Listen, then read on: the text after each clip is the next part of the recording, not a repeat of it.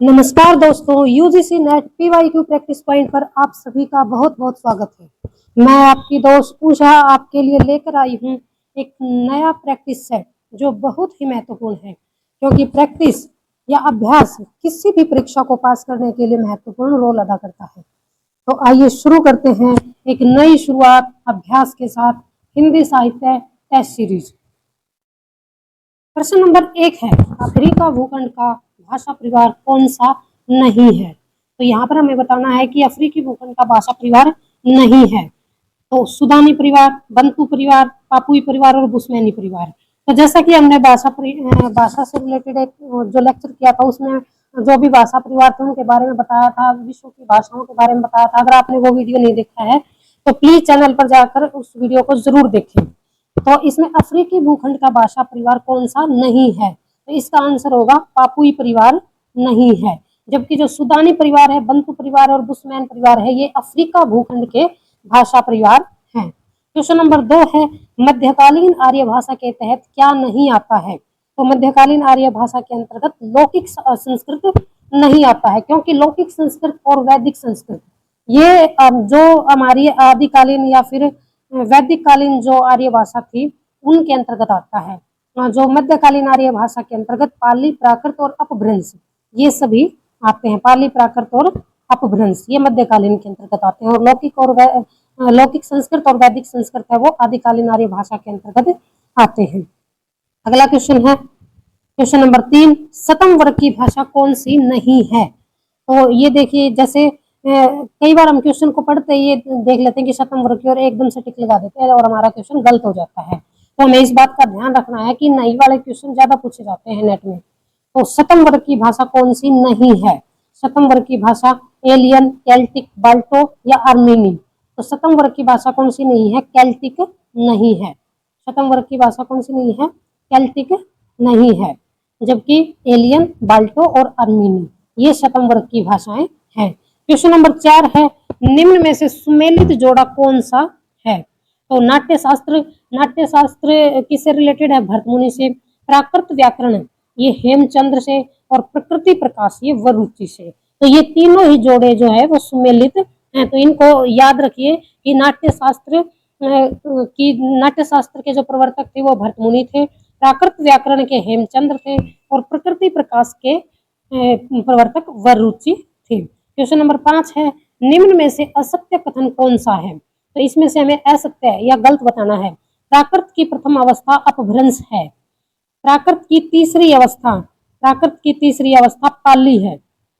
प्राकृत की द्वितीय अवस्था प्रकृत है। तो इसमें से हमें असत्य कथन बताने हैं। तो प्राकृत की प्रथम अवस्था अपभ्रंश है, एक तो ये गलत हो जाएगा, और दूसरा है प्राकृत की तीसरी अवस्था पाली है, ये भी गलत हो जाएगा। इसमें से जो प्राकृत की दूसरी अवस्था है वो प्रकृत है, ये सही हो जाएगा। क्वेश्चन नंबर 6 है, संघ की राजभाषा हिंदी और लिपि देवनागरी होगी, संविधान के किस अनुच्छेद में कहा गया है? तो ये कहा गया है अनुच्छेद 343 में। संघ की राजभाषा हिंदी और लिपि देवनागरी होगी, अनुच्छेद 343 से लेकर 351 तक भाषा के बारे में अनुच्छेद दिए गए हैं। अगला क्वेश्चन नंबर 7 है, अल्पसंख्यक बच्चों की प्राथमिक शिक्षा उनकी मातृभाषा में दिए जाने की पर्याप्त सुविधा सुनिश्चित करने का प्रावधान किस अनुच्छेद में किया गया है? तो ये किस अनुच्छेद में किया गया है? अनुच्छेद 348, 349, 350। तो इसका आंसर आएगा अनुच्छेद 350। हिंदुस्तानी भाषा का रूप क्या है? तो हिंदुस्तानी भाषा है वो हिंदी और उर्दू मिश्रित भाषा है। इसमें हिंदी के वर्ड भी हैं, हिंदी के शब्द भी हैं, और उर्दू भाषा से भी शब्द लिए गए हैं। और इसकी हिंदी भाषा की जो जननी है वो संस्कृत है, और हिंदी की लिपि है वो देवनागरी है। क्वेश्चन नंबर 9 है, इनमें से कौन सी बोली आकार बहुला नहीं है? तो आकार बहुला नहीं है, हमें ये बताना है। तो खड़ी बोली आकार बहुला है, ब्रिज भाषा ये भी आकार बहुला है, कन्नौजी है ये भी आकार बहुला है, जो बुंदेली है वो आकार बहुला नहीं है बल्कि ओकार बहुला है। क्वेश्चन नंबर 10 है, संस्कृत का कौन सा शब्द मनचाहे ढंग से तोड़ मरोड़ कर तद्भव नहीं बनाया जा सकता? ये कथन किसका है? जो संस्कृत भाषा से जो शब्द हिंदी भाषा में सीधे लिए गए हैं उनको तत्सम कहते हैं, और उनमें थोड़ा बहुत बदलाव करके जो शब्द लिए गए हैं उनको तद्भव कहा गया है। तो इसके बारे में रामविलास शर्मा जी ने कहा है कि संस्कृत का कोई भी शब्द है उसको मनचाहे ढंग से तोड़ मरोड़ कर तद्भव में नहीं बनाया जा सकता। तो ये कथन है रामविलास शर्मा जी का। अगला क्वेश्चन नंबर 11 है, बरनी बान अस ओपहम बेधे रन बन ठाग सोजहि तन सब रोवा पंखहि तन सब पांख। उपयुक्त पंक्ति किसकी है? तो उपयुक्त पंक्ति है ये मलिक मोहम्मद जायसी जी की पंक्ति है। क्वेश्चन नंबर 12 है, निम्न में से किस रचना में नायिका कुमारी की माँ का नाम हीरा है? तो पद्मावत मलिक मोहम्मद जायसी की रचना है, ज्ञानदीप ये शेख नबी की रचना है, चित्रावली उस्मान की रचना है, इंद्रावती नूर मोहम्मद की रचना है। और इसने पूछा है कि नायिका कुमारी की माँ का नाम हीरा है, किस रचना में? तो ये रचना और रचनाकार तो बिल्कुल सही है, लेकिन हमें इसमें से सिर्फ वो बताना है कि माँ का नाम हीरा था, तो उसका आंसर आ जाएगा सी। चित्रावली जो है रचना है वो उस्मान द्वारा रचित है और इसमें नायिका थी वो कुमारी थी और उसकी माँ का नाम हीरा था। और ये रचना और रचनाकारों को भी आप साथ के साथ याद रखिए।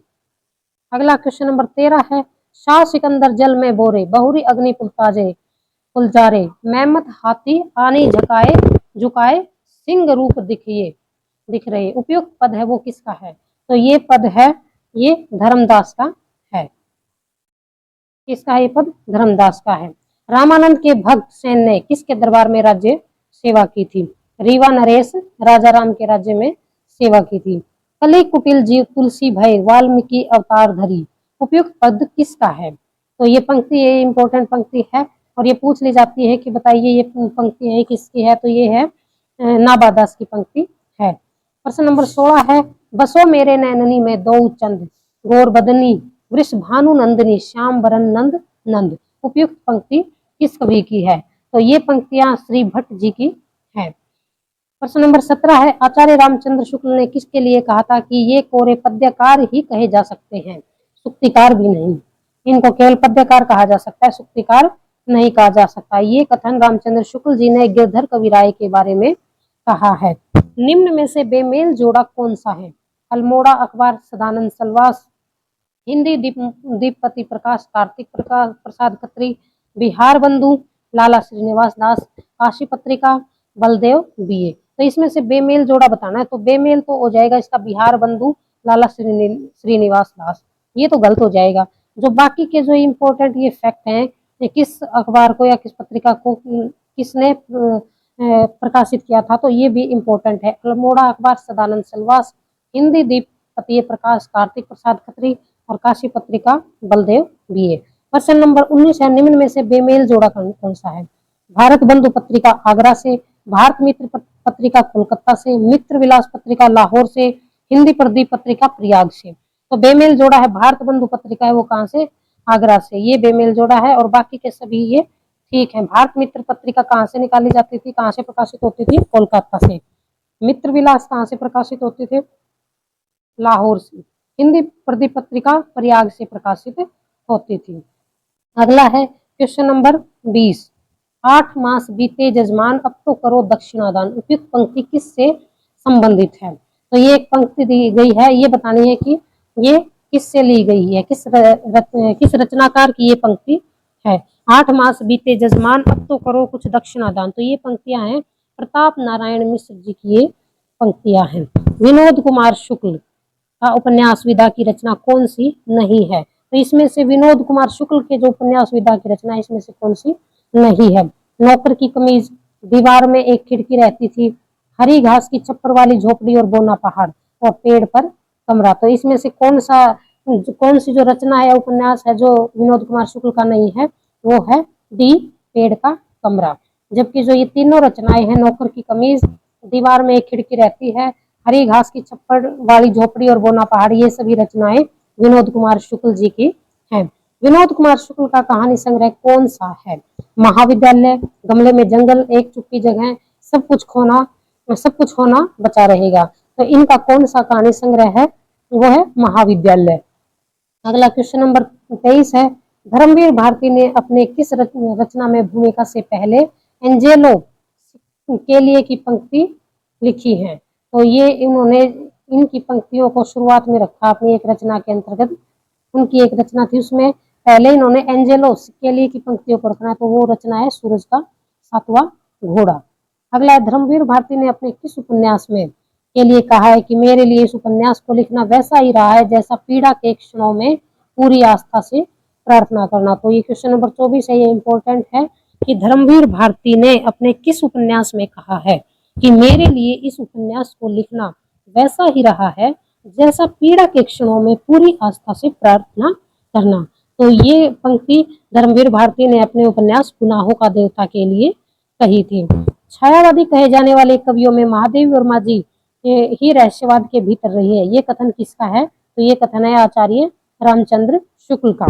रामेश्वर शुक्ल अंचल की रचनाएं कौन सी हैं? मधुलिका, अपराजिता, कर्णफूल। तो रामेश्वर शुक्ल अंचल की रचनाएं हैं मधुलिका और अपराजिता। क्वेश्चन नंबर 27 है, निम्न में से बेमेल जोड़ा कौन सा है?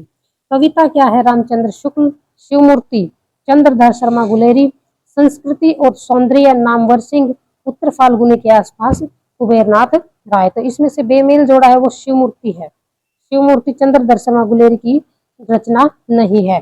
जबकि कविता क्या है? ये आचार्य रामचंद्र शुक्ल की रचना है जो हमारे पाठ्यक्रम में है। संस्कृति और सौंदर्य ये भी हमारे पाठ्यक्रम में है, नामवर सिंह की रचना है।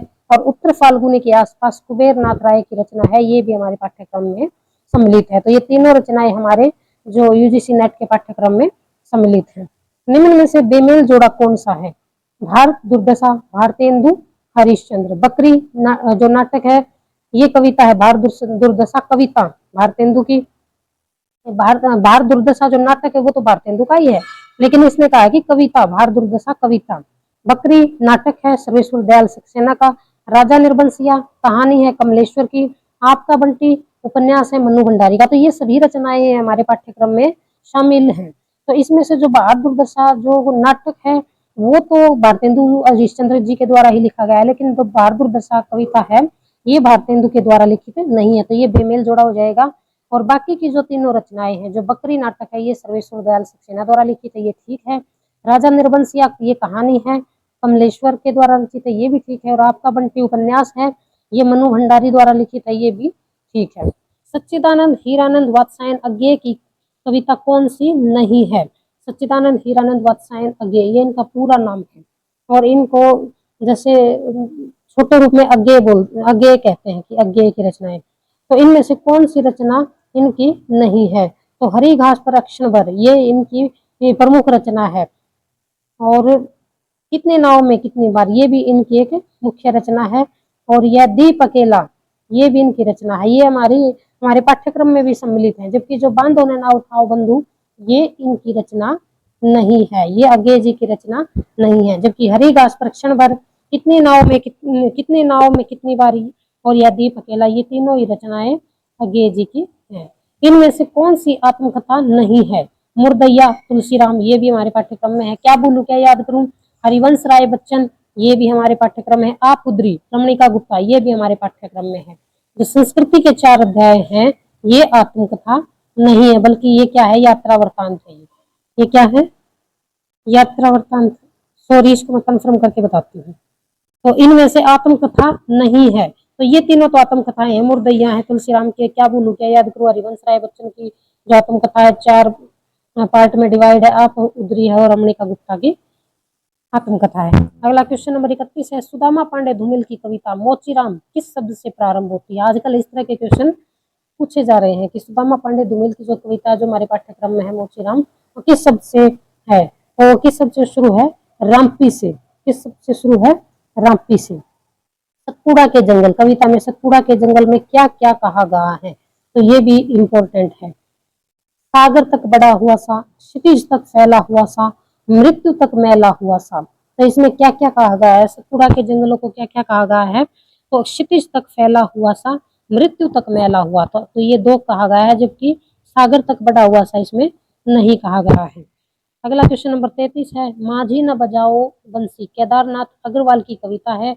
इस रचना को और रचनाकार को भी याद रखिए, क्योंकि कई बार रचना और रचनाकार के बारे में भी पूछ लेते हैं या फिर मिलान के रूप में दे देते हैं। जो केदारनाथ अग्रवाल की कविता है मांझी न बजाओ बंसी, ये किस संग्रह में संकलित है? तो ये जो कविता है ये फूल नहीं रंग बोलते हैं, इस संग्रह में संकलित है। अगला क्वेश्चन नंबर 34 है, बसंत में प्रसन्न हुई पृथ्वी काव्य संग्रह में संकलित कविता कौन सी नहीं है?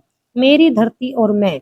प्यासी धरती की पुकार सुनता है बादल, निराला के प्रति और जागरण की कामना। तो बसंत में प्रसन्न हुई पृथ्वी काव्य संग्रह में संकलित कविता कौन सी नहीं है? जागरण की कामना, ये वाली जो कविता है ये इसमें सम्मिलित नहीं है। जबकि मेरी धरती और मैं, प्यासी धरती की पुकार सुनता है बादल और निराला के प्रति, ये तीनों कविताएं ये जो बसंत में प्रसन्न हुई पृथ्वी काव्य संग्रह में संकलित हैं। शमशेर बहादुर की कविताओं के लेखन के वर्ष के अनुसार सही अनुक्रम कौन सा होगा? निराला के प्रति, शाम होने कोई है, भारत की आरती, एक पीली शाम। तो ये चारों ही रचनाएं मैंने क्रमानुसार अनुक्रम के अनुसार रख दी हैं, तो आप इनको अच्छे से देख लीजिए। क्वेश्चन नंबर 36 है, नागार्जुन की कविता कालिदास में कालिदास की कितनी रचनाओं से प्रसंग लिए गए हैं? ये मोस्ट इंपॉर्टेंट है। इस तरह के डीप जाके क्वेश्चन आजकल पूछे जा रहे हैं। तो नागार्जुन की जो कविता है कालिदास सच सच बतलाना, इंदुमती के मृत्यु शोक पर अज रोया या तुम रोए थे। तो ये जो कविता है इसमें कालिदास ने अपनी कितनी रचनाओं का प्रसंग लिया है? तो उन्होंने अपनी 3 रचनाओं का प्रसंग इसमें लिया है, तो ये याद रखना। अमल धवल गिरी के शिखरों पर उपयुक्त काव्य पंक्ति से कौन सी कविता प्रारंभ होती है? तो ये हमारी जो कालिदास कविता है इन्हीं लाइनों से, इन्हीं पंक्तियों से शुरू होती है। अमल धवल गिरी के शिखरों पर, इन लाइनों से ये जो कविता ये प्रारंभ होती है। अगला है, नागार्जुन का हिंदी में काव्य संकलन कौन सा नहीं है? तो विशाखा काव्य संग्रह इनका नहीं है। जबकि चना जोर गर्म काव्य संग्रह, खून और शोले काव्य संग्रह और प्रेत का बयान काव्य संग्रह नागार्जुन के काव्य संग्रह।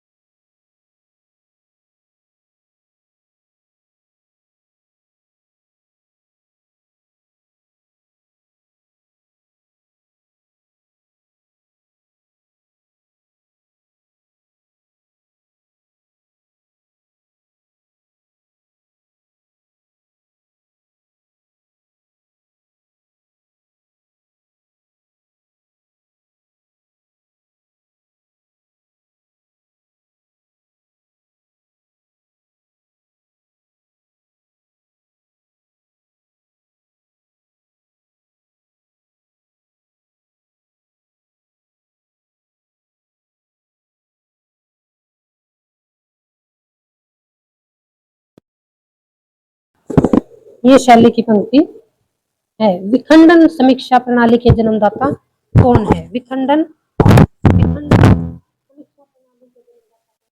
जाक देरिदा। इसके जो विखंडन समीक्षा प्रणाली है इसके जन्मदाता कौन है? जाक देरिदा। हमारे सबसे मधुर गान वह हैं जिनमें विषादपूर्ण भाव व्यक्त किए जाते हैं, शैली के, ये तो हो चुका है। अगला है, भाषा मानव मन का शस्त्रागार है। ये किसकी पंक्ति है? जो भाषा है वो मानव मन का शस्त्रागार है, ये कोलरिज की पंक्ति है। अगला क्वेश्चन नंबर 44 है, लोजाइनस ने औदात्य का मूल आधार किसे माना है? जो लोजाइनस थे उन्होंने कविता का मूल आधार किसे माना है? एक सेकंड, मूल आधार किसे माना है? कवि की प्रतिभा को। प्रतिभा का संबंध किससे है? प्रतिभा का संबंध काव्य हेतु से है। राहुल सांकृत्यायन का यात्रा वृत्तांत कौन सा नहीं है? हमारी जापान यात्रा, ये इनका यात्रा वृत्तांत नहीं है। किन्नर देश में राहुल सांकृत्यायन का यात्रा वृत्तांत है। चीन में कम्यून, ये भी इनकी रचना है। और एशिया के दुर्गम भूखंडों में ये भी इनकी रचना है। प्रश्न नंबर 47 है, निम्न में से बेमेल जोड़ा कौन सा है? आखिरी चट्टान तक मोहन राकेश का, बस्ती खिले गुलाबों की केदारनाथ अग्रवाल का, चीड़ों पर चांदनी महादेवी वर्मा की, और पृथ्वी प्रदक्षिणा बाबू शिव प्रसाद गुप्त की। तो इसमें से बेमेल जोड़ा जो गलत है वो हमें बताना है। तो इसका आंसर आ जाएगा चीड़ों पर चांदनी महादेवी वर्मा। चीड़ों पर चांदनी निर्मल वर्मा की रचना है। और जो आखिरी चट्टान तक है ये मोहन राकेश की है, ये बिल्कुल ठीक है। और जो बस्ती के लिए गुलाबों की है केदारनाथ अग्रवाल की, ये भी ठीक है। और पृथ्वी प्रदक्षिणा बाबू शिव प्रसाद गुप्त के, ये भी एकदम सही है। प्रश्न नंबर 48 है, महावीर प्रसाद द्विवेदी का संस्मरण कौन सा नहीं है? तो अनुमोदन का अंत, इधर उधर की बातें, सभा की सभ्यता, विज्ञानाचार्य वसु का विज्ञान मंदिर। तो इसमें से हमें बताना है कि महावीर प्रसाद का संस्मरण कौन सा नहीं है। तो इसका आंसर आ जाएगा इधर उधर की बातें। प्रश्न नंबर 49 है, निम्न आत्मकथाओं का प्रकाशन वर्ष के अनुसार सही क्रम क्या होगा? तो साधना के पथ पर हरिभाव उपाध्याय, जूठन ओम प्रकाश वाल्मीकि, ये दलित रचनाकार थे। परिष्कृत सूरजपाल चौहान, ये भी दलित रचनाकार थे। और मणिकर्णिका तुलसी राम, ये भी दलित रचनाकार थे। तो इनका प्रकाशन वर्ष के अकॉर्डिंग हमें क्रम अनुसार लगाना है। तो ये मैंने क्रमानुसार ही दी है, बाकी आप इन रचनाओं को, रचनाकारों को ज़रूर ध्यान रखें कि साधना के पथ पर किसकी रचना है? हरिभाव उपाध्याय की। जूठन किसकी है? कई बार परीक्षा में पूछी जा चुकी है, ओम प्रकाश वाल्मीकि की। परिष्कृत किसकी है? सूरजपाल चौहान की। मणिकर्णिका किसकी है? तुलसी राम की है। देह के, आज का अंतिम प्रश्न है, देह के मुंडेर पर विमर्श रचना किसकी है? तो देह पर मुंडेर पर जो ये विमर्श रचना है ये गगन गिल की है। तो इस प्रकार आज हमने 50 क्वेश्चन की ये जो टेस्ट सीरीज़ है वो देखी है, हल की है। तो आप UGC net PYQ practice point को लाइक और सब्सक्राइब ज़रूर करें और अपना प्यार और स्नेह बनाए रखें। आज के लिए इतना ही। अगले वीडियो में एक नई टेस्ट सीरीज के साथ आपके सामने फिर उपस्थित होंगी। तब तक के लिए नमस्कार, धन्यवाद।